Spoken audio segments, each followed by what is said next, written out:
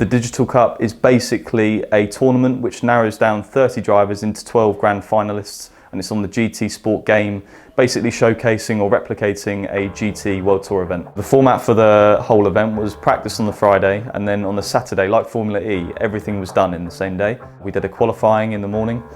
We qualified for a semi-final in groups, and then from the semi-final, if you were in the top 3, you went straight through to the grand final.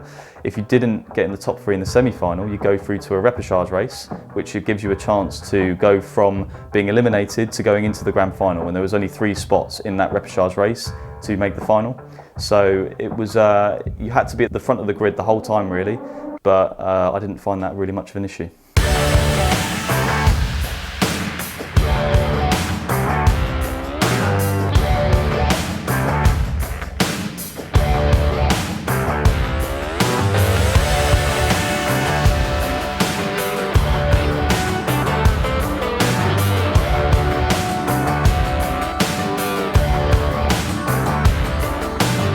So over the course of the weekend I had a few challenges, the main one being coming from World's Fastest Gamer in America.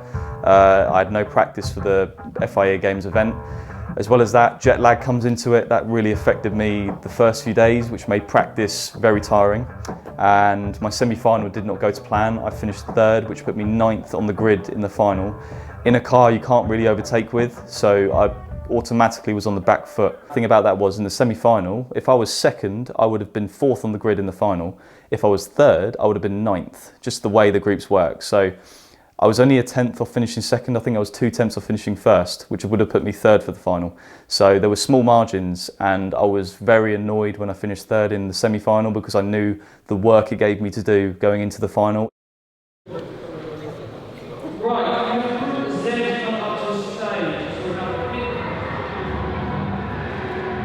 Biggest competition over the course of the weekend would have been probably Germany with Mikhail Hazel, Cody from Australia, and Costa Rica with Bernal. Just because they play the game so much over the course of the whole year, they're naturally going to be quick. And they've practiced for the event. I don't think Mikhail practiced so much, but yeah, they were definitely the stick-out people in my head that were going to be competitive. So the final race was a good one. It was very action-packed. I had a strategy going into it. I had a do-or-die mentality, and I was 9th. You can't overtake too well in these cars. So all of my team were just telling me to send it, and I think I kind of did that. I made 3 or 4 overtakes, and then everyone else around me really just was spinning or was going off the track or was colliding with other people. Apart from Cody, who won the race, everyone I think spun, apart from me and Cody. So it was good to see, obviously, from my point of view. I didn't think it would be that easy to get through the field. I got fortunate in many ways, but the strategy I had worked. The original strategy was going to be just start on the soft, go on the medium about lap 6, and then go on the hard about lap 16 with a bit of fuel and finish the race. Because I was starting at the back, I decided to start on the hard, so my tyres at the start of the race, where there's loads of overtaking and bashing and all that kind of thing, were the worst ones. Pitted on lap 2, I think it was, and then went on the softs, kind of done an undercut on a few drivers because I had no traffic, and then I stopped to the medium to finish the race, but I stopped a bit early, so at the end of the race it was like driving in the wet. I had no grip at all, which kind of stopped me making an assault on the podium, which was annoying, but I couldn't do anything about it. I'd not practiced a race situation. So yeah, on the final lap, I made a little bit of a send up the inside on Italy, but I just was too far back. I think I was a good 50 to 70 meters back, and I didn't want to take him out. I wanted to do it cleanly. So finishing 4th, about 3 tenths behind 3rd, where the medal's obviously given out. It was gutting.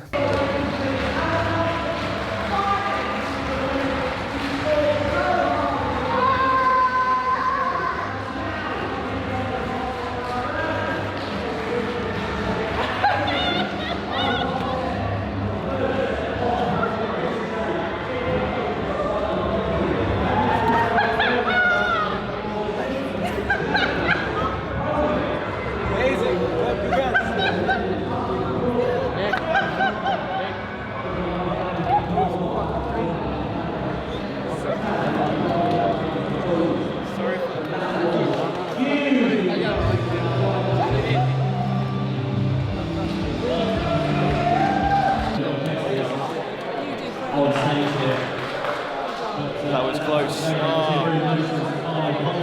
Could have been I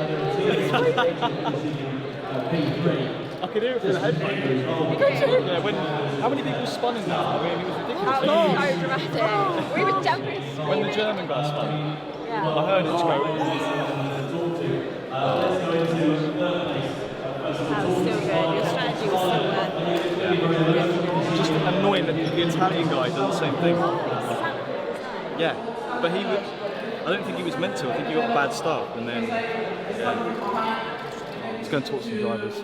To win a medal would have been really, really good. You know, it would have been a highlight of my year, my career, really, because it's kind of like the Olympics. So it's a dream to win a medal for your country, and to be 3 attempts away from winning a medal. It's a bit of a stab in the back, not going to lie, but there is always next year, so I'm looking forward to that. So I hope to return to the FIA Motorsport Games in 2020, should they happen. Hopefully it's on a game that I enjoy playing, and I'll definitely put more practice in, whether it be Gran Turismo or Assetto Corsa or any other game. It was an honour to represent them this year, getting 4th place, so I was really happy with that. But next year, if I am to do it, it's definitely for the win. So yeah, hopefully see you in 2020. Growing up in Australia is really, really awesome. It's an amazing place to live. The weather is awesome. This really heavy culture driven by sport and competition, which eventually helped me later on in life when I came